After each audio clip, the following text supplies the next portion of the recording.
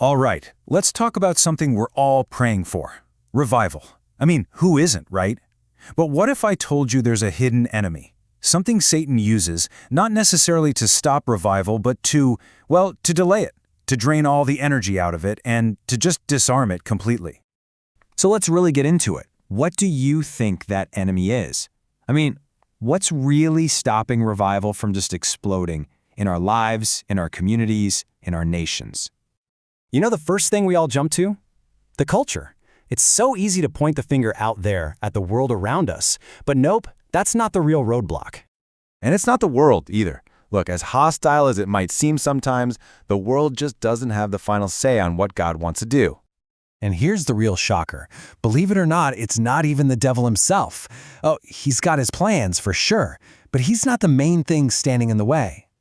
See, the real enemy of revival, it's the one we almost never suspect. It's something a lot closer to home. It's partial obedience. Now, this is so important to get. It's easy for us to think, hey, I'm doing pretty good. I obey God, most of the time. But that 90% obedience, it still builds a platform. Think of it like a spiritual ladder for the accuser. It gives him a legal foothold, a little doorway he can use to climb right up and just mess with the flow of everything God wants to do in your life. So, how does this ladder even get built? How does one tiny little misstep turn into full-blown treason? Well, let's look at the classic example, right? We're going to talk about Adam. Okay, so check this out. It's a simple process, really. Step 1. God gives one single, clear command. Pretty straightforward. Step 2. Adam commits just one act of disloyalty. I mean, think about it. He didn't go on a rampage and destroy the whole garden. He just took one bite. But that one tiny step, bam, step 3, it builds the ladder for the enemy. And that single act of almost loyalty, step 4, it snowballs into total treason against the entire kingdom of heaven. And you have to understand, this isn't about God just being angry or disappointed.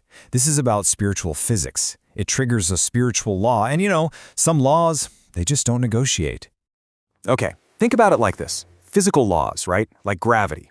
It's totally automatic. It's unforgiving. If you jump off a roof, gravity isn't going to stop and ask you, hey, did you really mean to do that? No, it just works.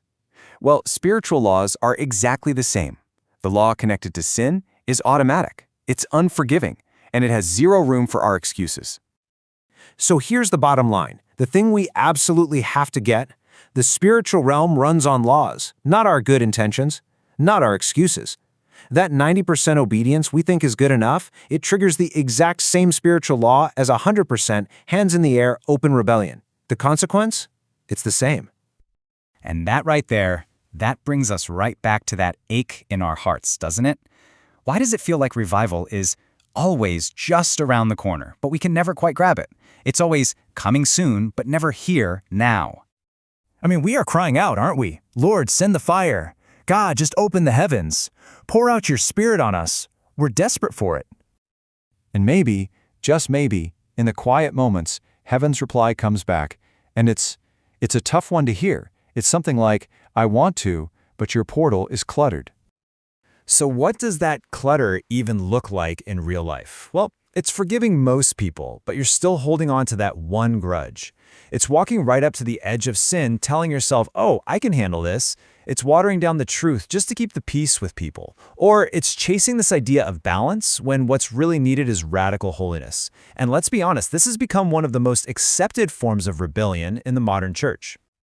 Okay, but here's the good news. There is a solution. There is a way to clear that portal. And it all starts with understanding what a perfect yes really means.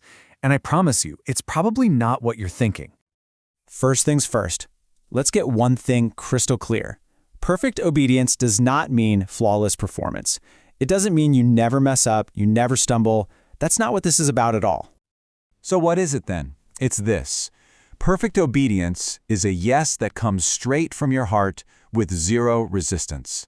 It's a yes that doesn't try to negotiate, where we try to make a deal with God.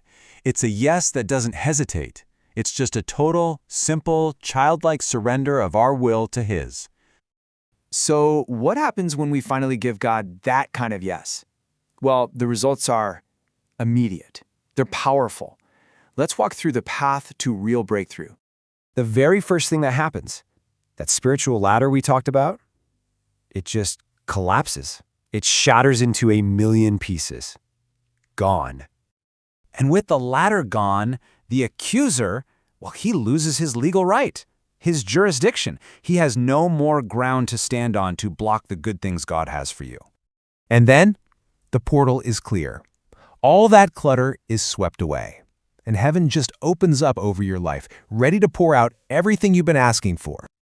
So if there's one thing to take away from all this, it's this. Revival doesn't kick off just when God decides to move. Revival starts right here, in our own hearts, the moment our obedience finally becomes complete.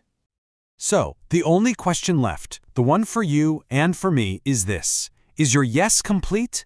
Really take a second and think about that, because the moment it is, absolutely everything changes.